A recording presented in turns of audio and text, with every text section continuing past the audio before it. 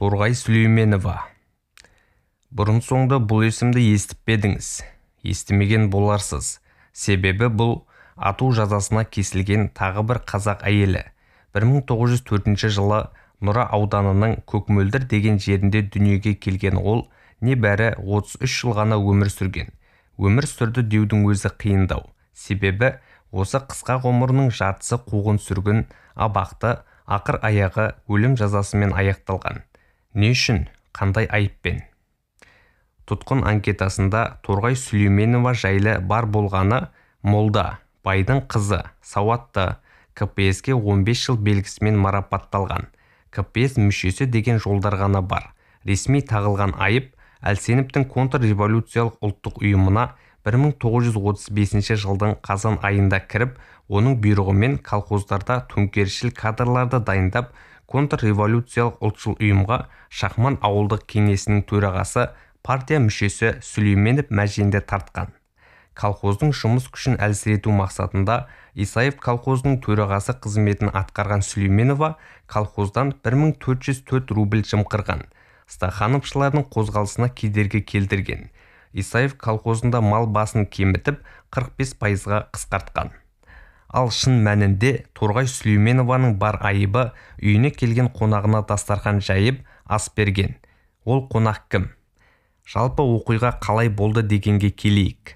1936 жылы Қарағанды өз алдына жеке облыс болып құрылғанда облыстық атқару комитетінің төрағасы белгілі қоғам қайраткері Абдулла Асылбеков Сүлейменовтердің үйінде қонақта болады.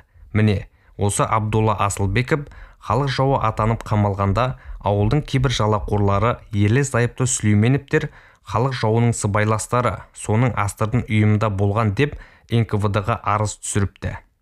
Бар болғаны сол ғана. Бірақ сол үшін ерлі-зайыптыларды бірінен соң бірін тұтқындап Қарағандыға алып кетеді.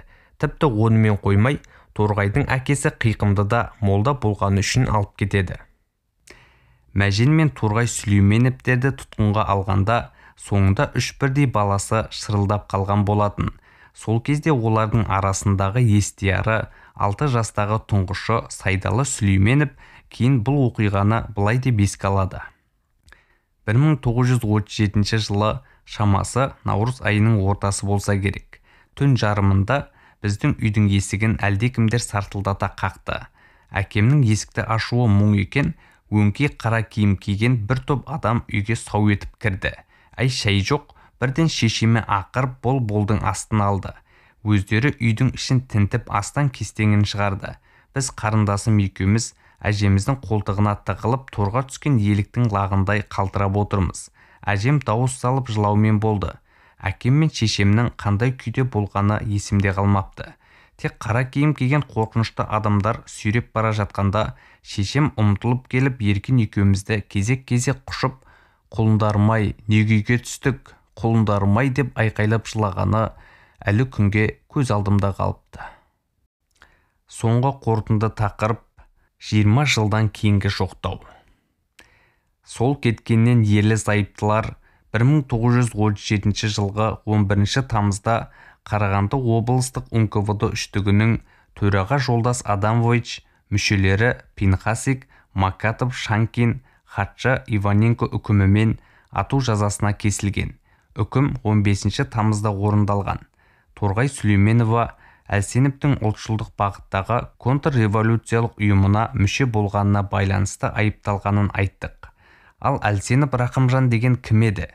Ату жазасына кесілген және бір топ болып атылған боздақтардың тізімін бастап тұрған Рақымжан Әлсенов 1896 жылы туған, бай тұқымы, ұлтшыл ұйым құрып, кеңестер одағын қиратқысы келген. Қазақ КСР-ын КСРО-дан бөліп әкетуді көздеген. КСРО-ны Қазақстаннан бөліп әкетпек түгілі елдің ош еті мен бош етін аралай алмаған.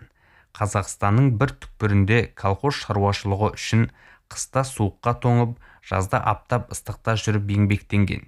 Кеңес өкіметінің бұйрығын адал орындауға тырысқан шала сауатты қазақ әйелі Торғай осылай жазықсыздан жазықсыз атылып кете барды. Әлдеқалай көтеріліс төңкерісті емес, озбырлықпен, қиянатпен, жаламен, кәдімгідей заңдық негізде үкім шығарып, үйінің шаңырағын ортасына түсіріп, бала шағасын шырылдатып жетім қалдырып, қазақ әйелін ата салудың обалы кімнің мойнында? Өте құпия деген белгі соғылған қағазда үштіктің сот отырысындағы үкіміне қатысты 11 адамды атқаны туралы акт толтырылған. Атылған 11 адамның ішінде Торғайдың жары Мәжен және әкесі Қиқым да бар. Араға 20 жыл салып 1957-1958 жылдары Сталиндік жаппай қуғын-сүргін құрбандары шетінен ақтала бастаған тұста Мәжен мен Торғай Сүлейменовтердің өкімет пен партия алдында еш кінәсі жоқтығы айтылған КСРО жоғары кеңесі президиумының ақтау қағазы марқұмның отбасына жөнелтіледі. Ерлі зайыптылардың артында қалған перзенттері немерелерін бауырына басып аузымен тістеп өсірген осы үйдің кейуанасы сонда ғана ақтау қағазын қолына ұстап дауыс салып жылапты. 20 жыл бойы жоқтай алмай іштеп булыққан зарын осылай ақтарып, жазықсыз құрбан болған боздақтарды жоқтар күн туғанына да шүкірлік еткен шығар, бәлкім. Әлде атылды дегенге сенбей, бір күні оралар деген үміт болды мекен. Әйтеуір Сүлейменовтер осы 20 жыл бойы халық жауының тұқымы деген айыппен не көрмеді десеңізші.